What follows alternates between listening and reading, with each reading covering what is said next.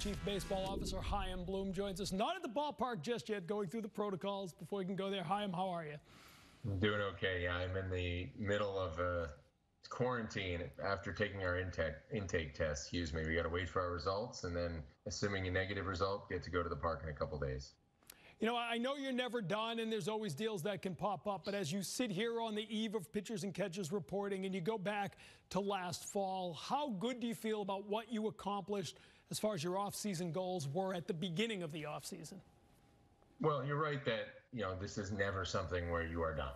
And you always feel like you can do more, that you can be better. But I think looking back at what we've done since that time, I think everything we've done has stayed faithful with the goals that we had for this offseason. And I think we've been able to do quite a few things. We've added, half a dozen free agents to this point. We've still got some things we're trying to button up here to add to that total. And all these guys are guys that have a chance to contribute to this year's club. And by and large, they've got a chance to be part of this thing beyond 2021. So that's something we're excited about.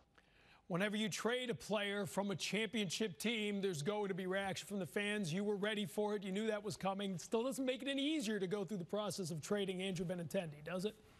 No, it doesn't. And look, obviously as a competitor, I got to see from a much more difficult vantage point, a lot of the wonderful things that Andrew's accomplished in his career, and then, got to know him a little bit having him here.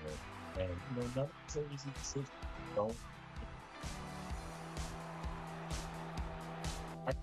Andrew. So that was something we thought was best for the club.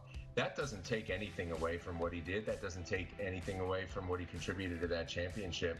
And those memories and his place in Red Sox history, those things are secure. So that doesn't take away from this going forward. Now, what we're hopeful is that this deal will give us a chance to be, better for a long time to come.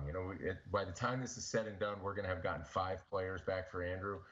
That's a big deal. One of them, Franchi Cordero, is going to be able to step in and contribute right away, and he's got just tremendous talent.